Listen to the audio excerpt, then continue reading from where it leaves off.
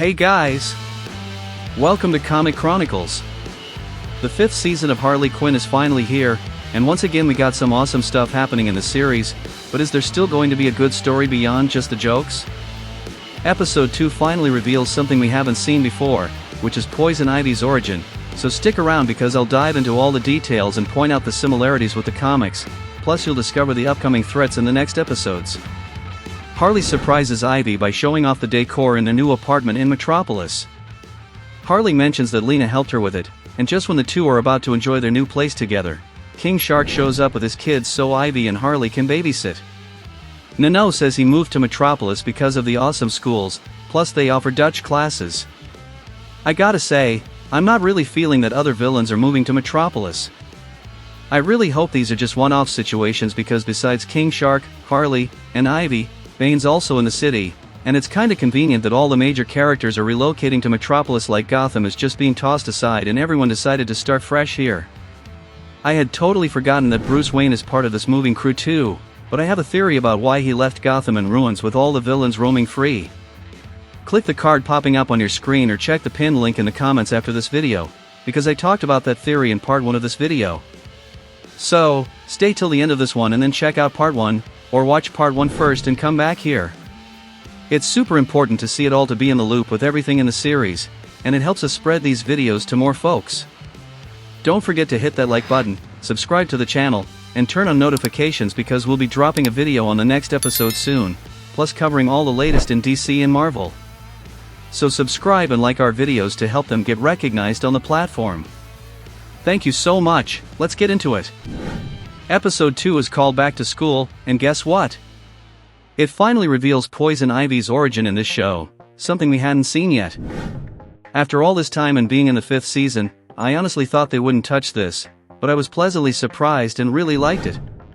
Ivy heads over to the Botanical Research Center, as she mentioned in the first episode, where she was invited by Lex Luthor's sister to join the Green Initiative. Lena wants to introduce Ivy to the Dean, and to her shock, the Dean turns out to be none other than Dr. Woodrue, who is the Floronic Man in the comics. In the comics, Jason Woodrue is a plant scientist who becomes a plant mutant and has been a villain for the Atom and Swamp Thing. He's also responsible for turning Pamela Isley into Poison Ivy, and fun fact, he appeared in the movie Batman and Robin as that crazy scientist who transforms Isley into Ivy. In the Harley Quinn show, it's the same thing, Pamela turns into Poison Ivy because of him. Ivy gets anxious seeing Woodrue. The plant on his desk suddenly attacks him, and Ivy quickly makes her exit, but Lena goes after her to convince her to team up. Meanwhile, Harley's dealing with King Shark's kids in her apartment. She can't stop them from wrecking everything, but soon, Lena calls her and suggests taking the kids to a birthday party happening nearby where she'll also be. Back to Ivy, she walks into Dr. Woodrue's classroom. This reminds her of when they used to know each other before her transformation. Ivy and Woodrue were dating, but the doc was worried they'd get caught together at school and he'd lose his scholarship. In the present, Ivy shows Woodrue that she's moved on from the past and suggests they start fresh, with him giving her a tour of the campus while giving him a flirty look. After showing her his new lab, we get another flashback of them in the old lab where Ivy introduces Frank to the doc, Frank being her creation that's half plant and half human, and one of the supporting characters in the show. Ivy explains she created him using a special serum that mixes human and plant DNA, and he's immune to pesticides and poisons. Woodrue is fascinated by Frank but then decides to showcase him at the school to ensure not just his scholarship but all the scholarships he can grab. Ivy's not cool with that, she doesn't want the money, just wants the doc to admit Frank is her creation, not his. Woodrue tries to take Frank away but ends up fighting Ivy, who he locks in a lab filled with toxic fumes before escaping. Here's where Ivy's transformation finally happens. In a desperate move, she injects the special serum into herself, and boom, she transforms. I have to say, I really like this origin scene for Poison Ivy, it was pretty neat. In the present, Ivy surprises Woodrue in his new lab and wants revenge for what he did to her back in the day. Woodrue begs for his life, but she shatters several vials of compounds so he can suffer like she did. Ivy leaves, thinking she's killed the doc. Back to Harley, she arrives at the birthday party with King Shark's kids. The party is for none other than Goldilocks, who's now living with Bane and his girlfriend, Betty. So yeah, these three characters got some development in Kite Man, hell yeah.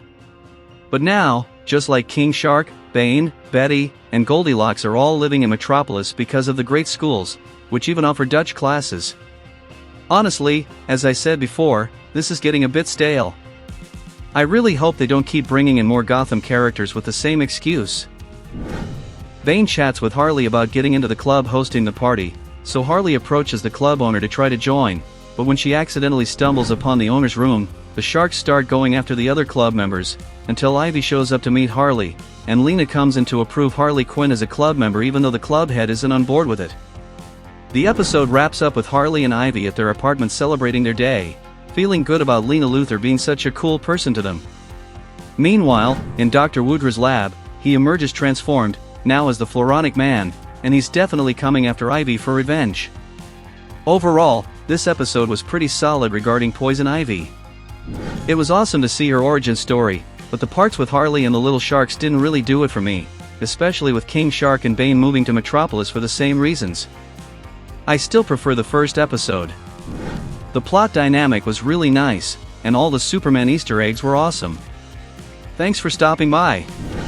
Drop your thoughts about this episode in the comments. Are you enjoying the 5th season of Harley Quinn? Or did you stop watching in earlier seasons? Let me know down below, click that sphere, and subscribe to our channel because I'll be dropping the video for episode 3 and all the latest updates from DC and Marvel soon. There's a ton of cool superhero stuff happening right now, you don't want to miss it. Subscribe to stay in the loop. And make sure to check out all the Superman details and Easter eggs in the first episode by clicking this video on your screen. And for everything going on with DC's animated series, check out this playlist on the other side of the screen. Thanks so much, and see you next time.